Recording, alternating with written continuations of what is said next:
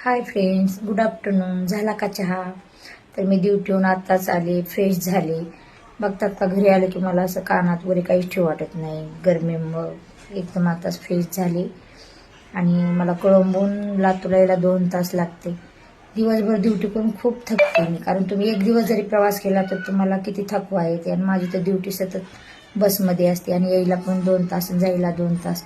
पूर्ण दिवसच माझा बसमध्ये जाते. तर बघा, ही माझी मावशी आहे, ही माझी मावशी आहे, सख्खी मावशी आहे. आणि सगळ्याला वाटते ना मी ड्युटीला गेल्यास घराकडे कोण लक्ष देते. तर कामवाली सकाळी येते, कपडे भांडे फरशी झाडून काढून फरशी पुसती, कपडे भांडे सगळे करते आणि 2 टायमाचा स्वयंपाक जेवण बनवते. आणि कसं असते, कामवाली जरी घरी असली कामाला सगळ्या, पण आपल्या हक्काचा माणूस लागते. कशामुळे लागते की बाबा कामवाली सगळं काम करून जाईल, स्वयंपाक करून जाईल, जेवण किंवा कपडे भांडे फरशी सगळं करून जाईल, पण आपल्या मुलांना हक्कानं जेवण कर म्हणणार कोणतरी हक्काचं माणूस लागते.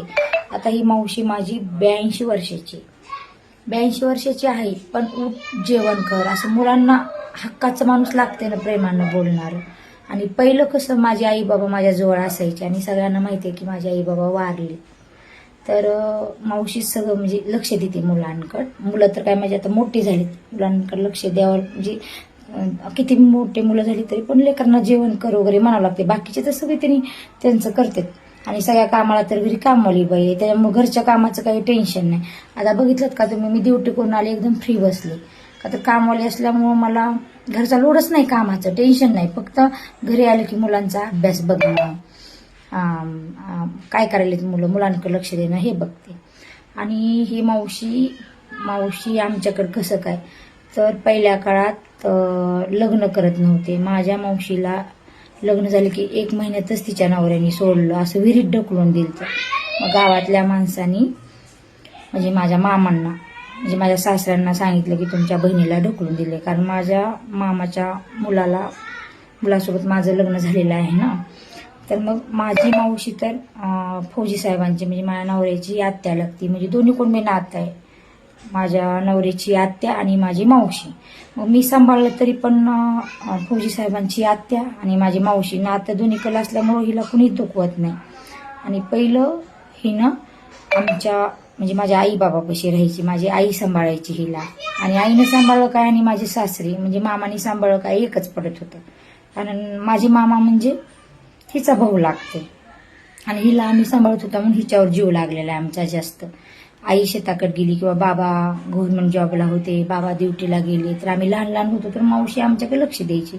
आईन मावशी मधला फरक म्हणजे जीव इतका लागला की आम्हाला असं कधी वाटत नव्हतं की मावशी आहे म्हणून. आता ही 82 वर्षाची आहे, मग हिला आपण सांभाळलंच पाहिजे. नाही ना, आपल्या लहानपणी सांभाळले म्हणल्यास हिला मुलं नाही किंवा नवरा सांभाळत नाही. 1 महिन्यातच नवऱ्यानं सोडून दिल्यास म्हणजे मुलं पण नाहीत, काही नाही. मग देवाला पण काळजी असते की बाबा चला हिला मुलं नाहीत, तर मग आम्ही तिला मुलांसारखं सांभाळतो आणि ती पण मुलांसारखा जीव लावते. आणि आता आई बाबा तर वारलेत माझे, पण हिचा आधार खूप आहे. घरातल्या सगळ्या कामाला जरी बाई असली तर घरात कोण ना कोण म्हातारा माणूस लागते. त्याचा आधार म्हणजे खूप, नका काही काम करणार पण आधार खूप आधार असतो. आणि कसं आपलं माणूस कोणावर बोज नसते आणि आपल्या हक्काचा माणूस म्हणले असतं. आणि म्हणजे कसं घरात कोणाचेही असो म्हातारा माणूस कधीच बोज नसते, त्याचा खूप आधार असतो आपल्याला. ड्युटीहून आले बघा, आता एकदम बिनधास्त राहू शकते मी, कारण कामवाली आता 6 वाजता गेली काम स्वयंपाक वगैरे करून, कारण तिने लवकर येऊन जेवण वगैरे स्वयंपाक बनवते आणि जाते.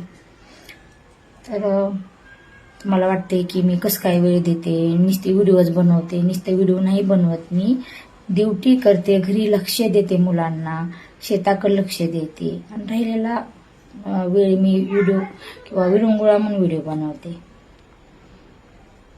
Bye bye.